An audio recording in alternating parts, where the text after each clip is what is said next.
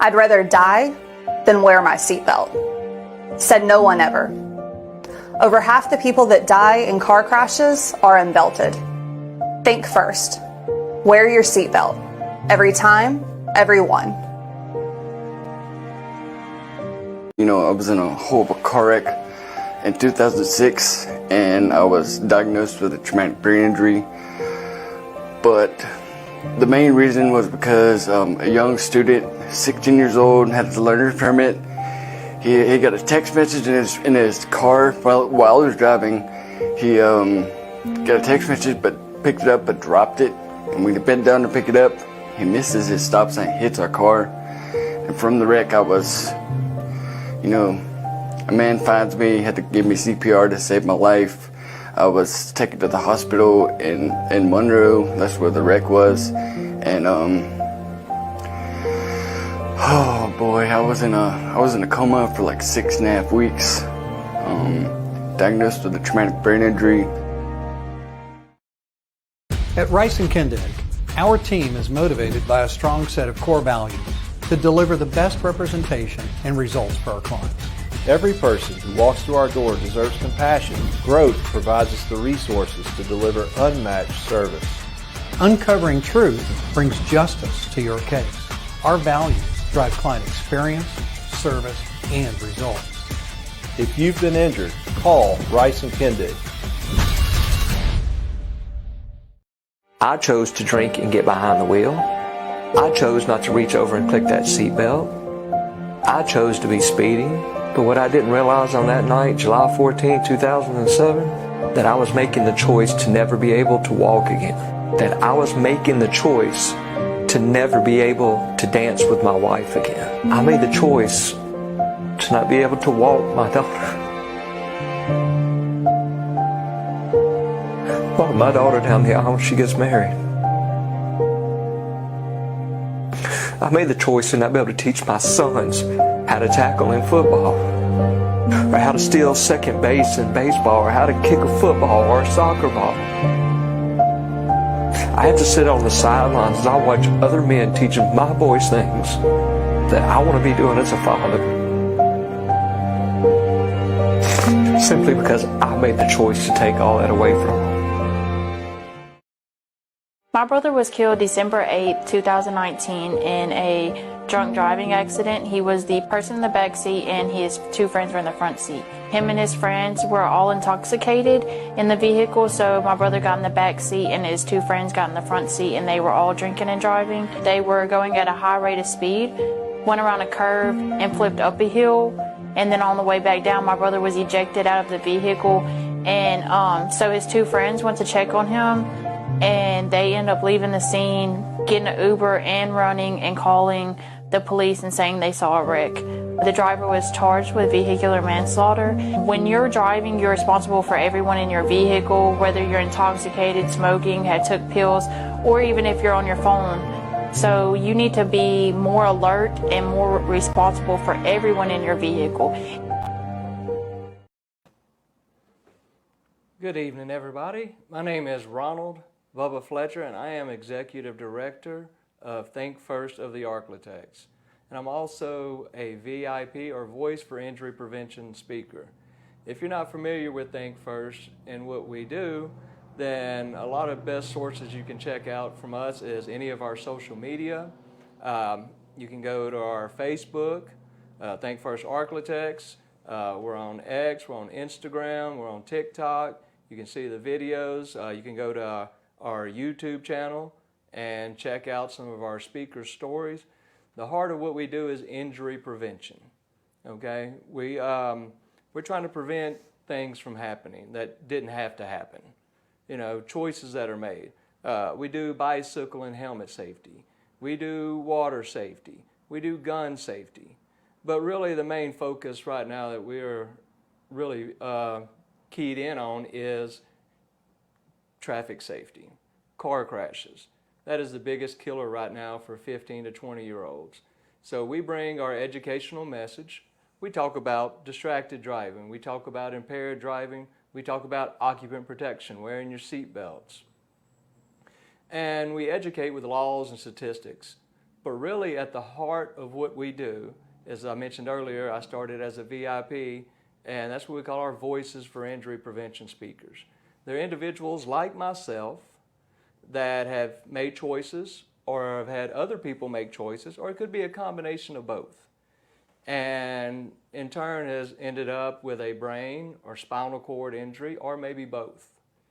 And so we'd like to give the real life, I guess, reality of what happens when you make these choices.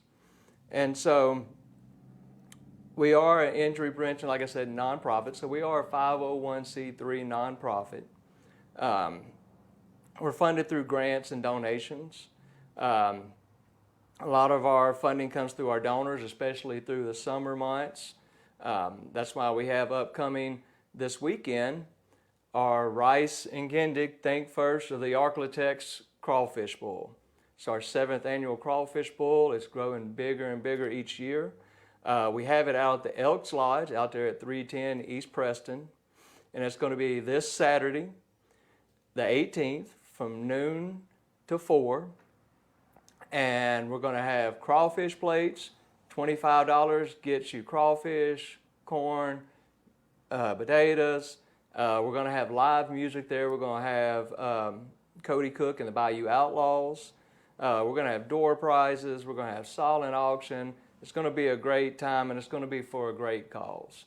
And that's why we're here today, sitting with our partners in the community, Rice and Kendig, and talking about how important this mission is for us and what it means to them personally, because as an injury lawyer, they represent people like myself and others that have received these injuries, maybe due to somebody else's neglect or some other issue. And they see, like I said, the real life impact, how people's lives are changed, and then what it takes for them to continue living their lives, from that point on. So I'm glad that you're here with us today. We appreciate you. We appreciate you being a community partner with us. It's our pleasure. We talked a little earlier about how you've partnered with our organization doing bicycle helmets. We go way back. Yes. Donna Kavanaugh is a very persuasive person, and just by way of introduction, I'm William Kendig. My partner Marshall Rice couldn't be here this evening, but he also has a deep passion for what you all do at Think First. And we got involved exactly as you described. We started representing people who had traumatic brain injuries, and we learned that when the body heals, sometimes the brain has not healed in the same way that God made it. And it creates just some incredible challenges for folks, even with mild traumatic brain injury. That's what they call it when you aren't in a coma. But there's nothing mild about it because of the profound impact it has on emotion and multitasking and just functioning as you would before the injury. And those challenges become frustrations for the victim and the family. And what we started seeing is that there weren't a lot of resources available, and there weren't a lot of support groups, and this is back in 1990. And Donna also, I think, experienced that same thing. And when she started Think First, it was such a great resource we could actually refer our clients and our clients' families too. That may be the biggest thing. There was treatment for patients, but there wasn't a lot of support for families who were actually as affected as their loved one who had suffered an injury. So we're always glad to be part of Think First, because it is such part of our mission as personal injury lawyers. Right, and you touch on that, and I'm glad you brought that up, because a lot of people don't know what all we do at Think First. So I talked about the educational part of it, but they don't understand a lot of times the community involvement and outreach that we do. And that pertains to, like, we do facilitate the Northwest Louisiana Brain and Spinal Cord Injury Support Group. Right. Another source that we use to try to help people that have received these injuries find a road back, a recovery. And it can be from just having that peer support there. It could be, connecting other people that have already been through the experience longer, and they're now able to provide resources or education, information, or knowledge for people that are newly injured. Yeah, what we hear is, it's just that it's an awareness that there's a community, first of all, that's out there. Secondly, that they are not the only person. And there's also that community of hope that helps that person understand that you can improve. There are going to be some things that will not change, but that doesn't mean that you cannot make some changes and that there won't be some improvement. And I think that hope is really critical. And also just to know you're not alone as you face these challenges. That's true. And like you said, going back to Donna starting our organization, her and Dr. Kavanaugh, people a lot of times don't understand and realize that how long Think First has been here. Like, you hear a lot about the other nonprofits that have been here a long time and well established, and they're more of a public figure, I guess. Right. And we've always kind of just worked behind the scenes, grinding along, and that's why we've been trying to bring more education to people about exactly what it is that we do. We start out, we present kids programs in That's how we got middle involved. schools and stuff like that, right, with the kids. Well, we got involved with the helmets, because as I said, we can't treat folks. Right. What we can do is we can help educate and help to prevent injuries. And one of the things that we feel most strongly about is helmets for kids. Not just that they have a helmet, but promoting education of their parents as to why those helmets are so important. The helmet can reduce injury. Sometimes it can eliminate injury. And the problem is, you got a young child who's got some roller skates or some other roller equipment, bicycles, or whatever, and the family they have the money for the bike, but they don't have the money for the helmet. Or the bike was a hand-me-down from somebody and they don't have the money for the helmet. And so the very first program we got involved in with Donna was the helmet safety, which was both education and giving helmets away. And Carl Rice, who started Rice and Kendig, said, because this is who he is, he said, "Hey, baby, what do you need?" And that's how we became involved in Think First. We gave away, I don't know how many helmets that day, but there was also the education program. We're also involved in child seat safety, not just how to put them in your car, but also, again, providing them for folks who don't have the resources for them.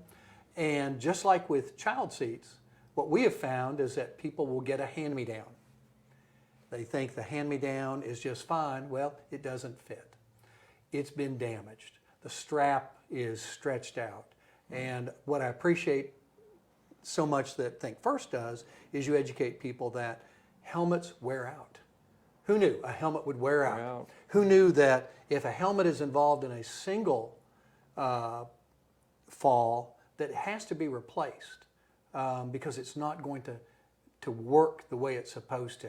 And you all do that, and we appreciate being involved in that. It's such an important thing, and it's for children, which I think, because their brains are so vulnerable, and it's so critical that we protect them and educate mom and dad as to how to continue to do that. And that's why my boys have known from the beginning, the rule is, the rule is anything with wheels, you're wearing a helmet. I don't care what you think it is. Rollerblades, It's not cool, roller Dad. skates. It's not cool.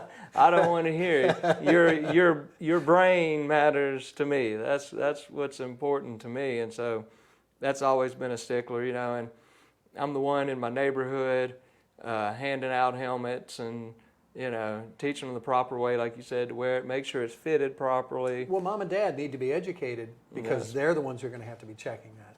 That's right, and that's what we try to bring, that education in our community, and we build up from there. We start with the elementary level, we go up into the middle school, and even more our focus, like I said, is high school, because car crashes are the #1 killer for 15 to 20-year-olds. Right. And seat belts are the key. And seat belts are the key, you know. Just like the helmet, when you're on your rollerblades, if you don't have that seat belt on, you are exponentially more likely to suffer a catastrophic injury than you are if you have your seatbelt on. And a lot of things that people don't think about with the seatbelt, and I didn't have this right mindset when I was younger either, was thinking about the person behind you. Not being projectile? buckled up. Yes, the projectile. I never thought of it that way until I was educated on it, and it's like, man. And that's why you need to put things in the trunk, or if you have an SUV, secure the load, because those are the objects that get animated during a collision. You know, when I was a kid, I was born in the 60s. I'm sure we had seat belts buried under the seat. And then in the 70s, the buzzer came out, and we figured out how to defeat the buzzer. And we thought we were so clever doing it. Yeah. And you can still be clever and defeat the seatbelt. But you know, when you think about it in the scheme of things, how simple is it to reach over, buckle the seatbelt before you go? It's also a good time, you know, that ritual. Put the seatbelt on and then think first about what are those things. You talked about impaired driving. And impaired driving is not just drunk driving. No, it's not. It can be, I'm leaving the house angry. I just had an emotionally upsetting thing, and it is distracting me from my drive. And I think as we drive, we need to ask ourselves the questions. Am I prepared to meet the challenges of driving? And putting that seatbelt on is a good moment to just take that breath and reflect. Put your phone on silence or turn the phone away so that it's not going to distract you. Pick the radio station before you get going. That's right. Right now, mine's set on the Pearl Jam radio station for live concerts, and I leave it on there for about 3 months at a time. I think I've almost heard all the concerts, so maybe I'm ready to change my station. I'll have to remember to do it before I pull out. But also, eating and drinking in the car, friends who are in the car, turning around and talking to your friend in the back seat is distracted driving. You may as well not be. You may as well be impaired. Right. Because you're not attending. Well, there's so many times the passengers over there just scrolling through anyway, and they're not mindful of thinking, "Oh, I just seen this. Check it out." Like I'm driving. They're driving. Like, well, we take for granted that it is an easy task. When you think about driving, and you know, if Tesla has not figured out how to make automated driving, it must be a challenging task that cannot be left to the machine. And we've got to interact. The situation out in front of us changes, whether it's weather, potholes, the roadway turning, the functioning of the car, bugs on the windshield. There's so many things that happen as we're driving that require 100% of our attention. And so many of the injuries, because injuries will continue to happen. Right. So what we need to be thinking about is, what can I do to prevent the potential for injury occurring, or if it does occur, from affecting me as seriously as some of these wrecks are. And talking about the distractions, a lot of people don't realize right now that Louisiana is #3 in the country for fatalities from distracted driving. Right. It's a combination of weather, road conditions, drinking, and poor training. Yes. And going back to the seatbelt thing you touched on, taking that time, that's what I tell them, just take that moment, act like the vehicle won't start without the seatbelt, you know?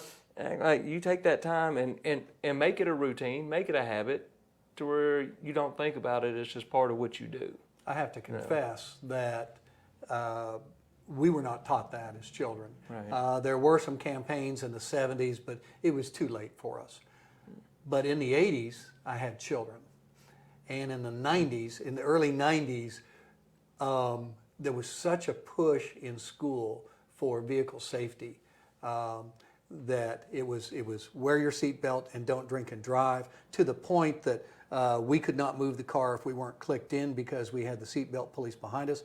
And one day my wife had a Diet Coke, and she was reaching to get a sip of her Diet Coke, and my daughter from the back seat said, "Mama, don't drink and drive."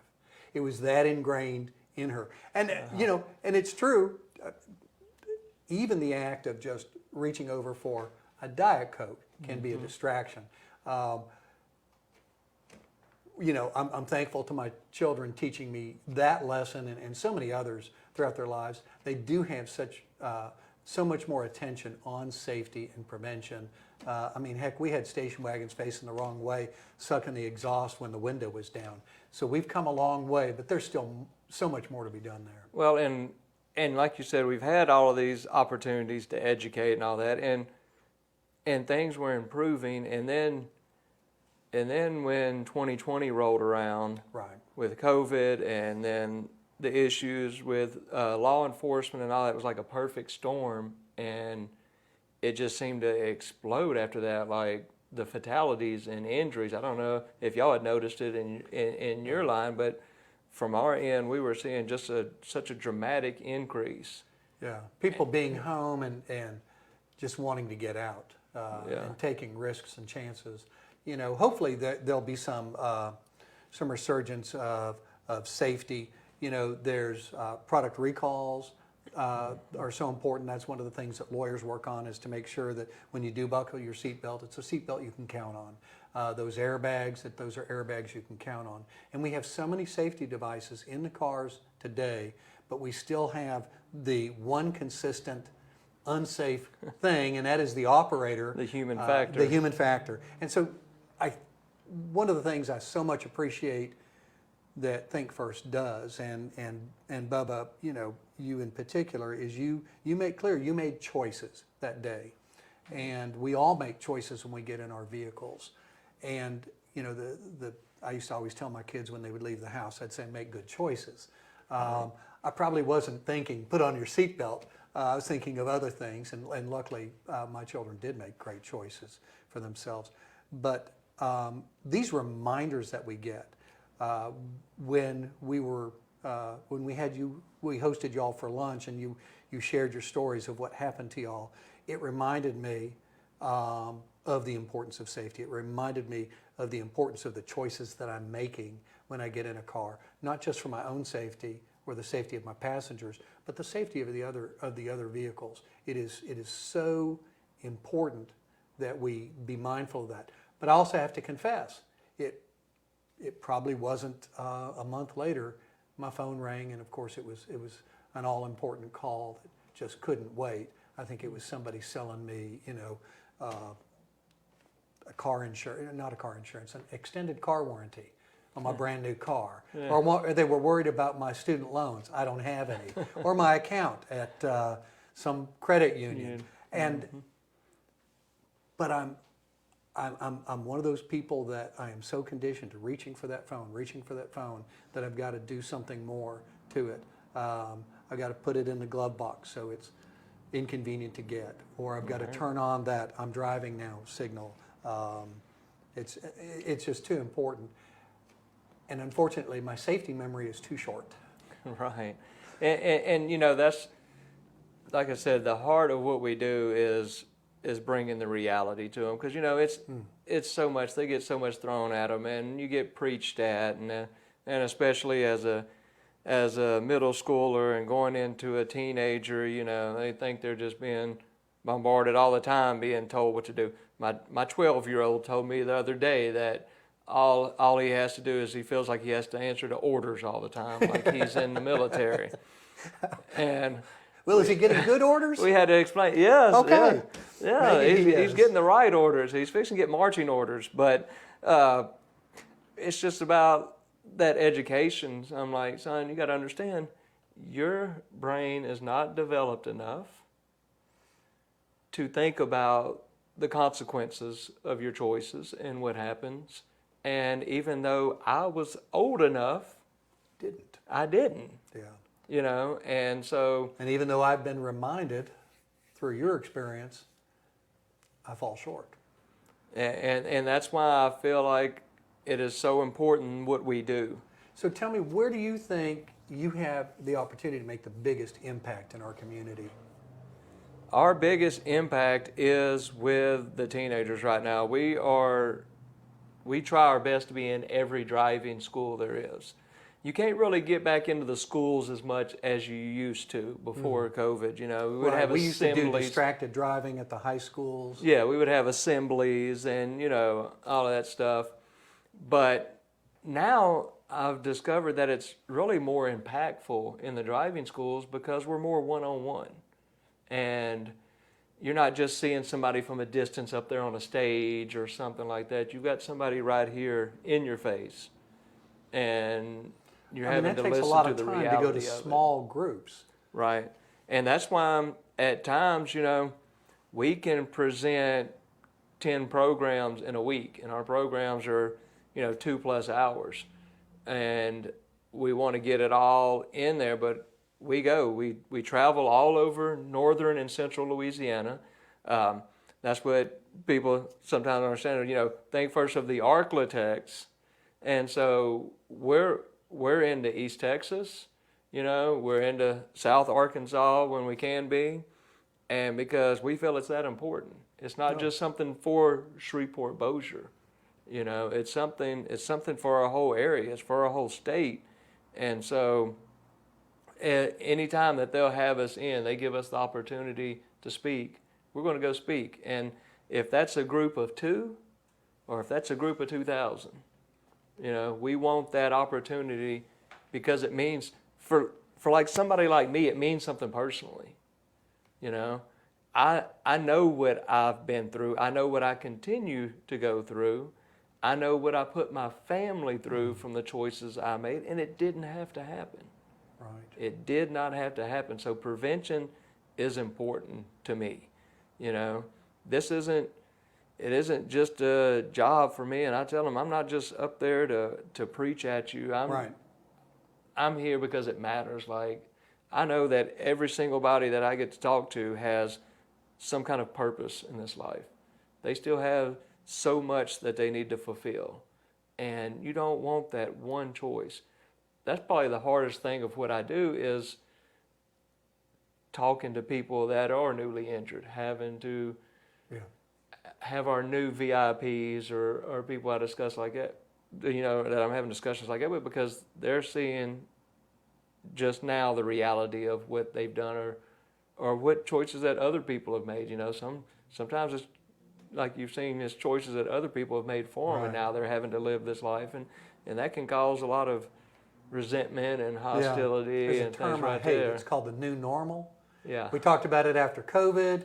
I recently had a surgery, and they told me about the new normal, and it's like, I want the old, what I'm used to, and that's not on the table anymore. No. And that's one of the things that I really appreciate about your VIPs. I mean, your story is personal, but we also heard from another young man when y'all came to visit our office, and he's not a public speaker, and it was difficult at times to listen to him struggle to explain his story in words that would be impactful for others to hear. Right. And it was, and you could also see that he still has some struggles that he's going through. And I thought that was so telling because, you know, Bubba, you look great, you sound great. It's hard to, you know, put for me to envision you back in the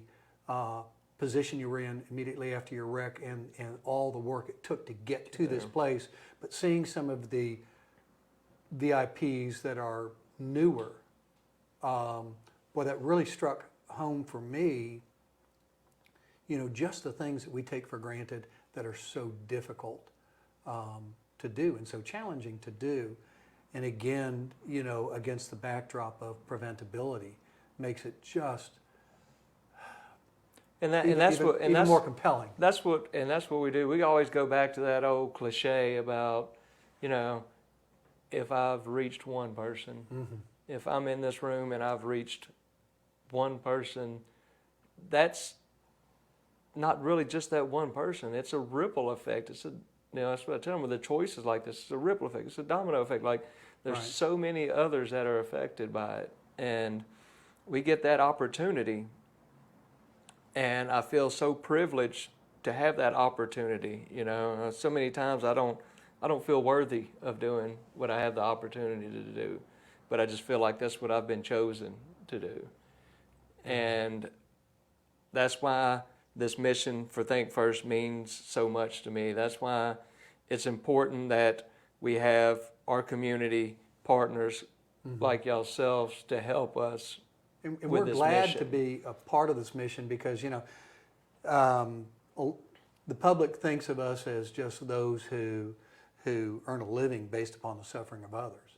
But what we do and at our firm is we try to partner with families that are going through these struggles and help them find ways through them and hopefully find solutions for them. It's not always possible, but when it is, it's certainly fulfilling. And that's why when you all came and spoke to our entire staff, one of our purposes was to allow them to have an opportunity to maybe gain more insight as to what these families are going through and the challenges, because there is frustration. People are, especially when people have been victims of somebody else's negligence. There's a lot of, why did this have to happen, and why am I having to struggle with these things? And it can come out sideways. It can come out sideways. And so part of our mission is mercy and compassion. And how do we help folks as they go through this? And thankfully we have you all to refer people to, and just the mission of Think First. If it's nothing other than education and prevention, because some of the folks who are touched by Think First are going to become victims in the future. And that's unfortunate. That's sad that we can't prevent all of these injuries and make sure that everybody is fully restored. It just doesn't happen all the time. So I mean, thank you. Well, we thank you. We thank you for you taking this time this evening. Of course, we thankful for y'all's partnership. Like We're I said, getting some crawfish. I yes, mean, there's no downside to that. And it's supposed to be a beautiful day. No rain, are you sure? No rain, not so far. Okay. So beautiful, and we have indoor and outdoor. Okay, so the crawfish taste just as good indoors. So we're good either way. Like I said, we're going to be there this Saturday, noon to 4, out at the Elks Lodge, number 122. They're off East Preston. It's open to the public. Don't have to be a member. You don't even have to have a ticket to be there. Like, you can come just enjoy music, hang out with us. If you decide you want some crawfish, we're going to have plenty there. And just have the opportunity to come out, even if it's just moral support, emotional support you're bringing us. We appreciate it all. We're just eating crawfish. Yes, we're just eating crawfish and enjoying the day. And it's truly saving lives. Like, I know so many people always want to kind of, use that term. We're saving lives here. We're saving lives. But that's truly what we're doing. We're having an impact in our community. We're doing things to make it better for our community, and it's individuals like Rice and Kendig and our other community partners, is individuals like yourself, our individual donors, that support this mission and allow us to continue to do what we were doing. So even if you can't be out at the Crawfish Bowl this weekend, there's other ways you can still support our mission. You can go to our website, www.thinkfirstlouisiana.org. There's a donate tab right there. It's easy peasy. It's processed through PayPal. You don't have to have a PayPal account, none of that. For folks over 60, there's a way to donate who don't know what PayPal is? Okay. Yes, don't. Yeah, it's the little click down there. You got to look there, pay with card. Just click on that. It sends you right through. For moving into the younger generations, we got the Cash App, we've got Venmo, and it's truly one of those things that every donation makes a difference, and I can guarantee you everything that we receive in donations is put back into this community and put back into our mission. We're not one of these, I love to hear these nonprofits because I stay involved in the Association for Fundraising Professionals and all the other nonprofits around here. And I'll hear these nonprofits talk about, oh, we're just a small nonprofit, $3 to $4 million a year budget, 30 employees. And I'm like, well, then that makes me a micro nonprofit. So every dollar makes a big difference. Yes, every dollar makes. There's only 2 of us in that office. And of course, then our 8 VIP speakers. But there's only 2 of us employees. The impact that y'all make is so much larger than 8 people. And that's what we feel like. We have that opportunity. That's why I say that every dollar counts towards what we do, because it allows us to do that. It allows us to go all over northern and central Louisiana, and we cover from east to west state lines, like everywhere in between. With this mission, we want to prevent brain, spinal cord, and other traumatic injuries through education. So I'll take a few minutes here before we wrap up. If anybody has any questions out there for us, or y'all want to give any shout outs or anything, we'd be more than glad to share it all. We're thankful for individuals like you. I'm glad you're thankful for us. We're thankful for y'all. Y'all allow us to continue to do what we do, the support we receive from individuals like yourself. Absolutely. Well, thanks for having us on today. And, we like to be involved in our community and our community giving. And we like to be involved in those things that have the potential to change lives. And this, absolutely.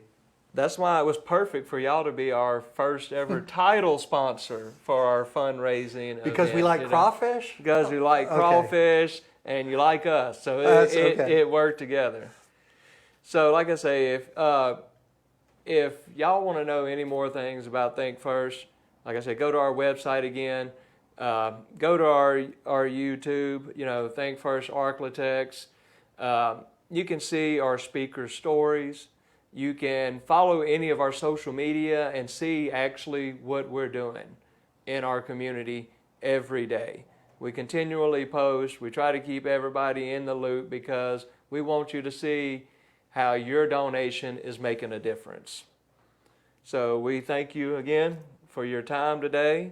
And we thank y'all for taking this time to be with us once again. We'll see you Saturday. Got to give a shout out to seeing you Saturday, 12 to 4, the Elks Lodge. At Rice and Kendig, our team is motivated by a strong set of core values to deliver the best representation and results for our clients. Every person who walks through our door deserves compassion. Growth provides us the resources to deliver unmatched service. Uncovering truth brings justice to your case. Our values drive client experience, service, and results. If you've been injured, call Rice and Kendig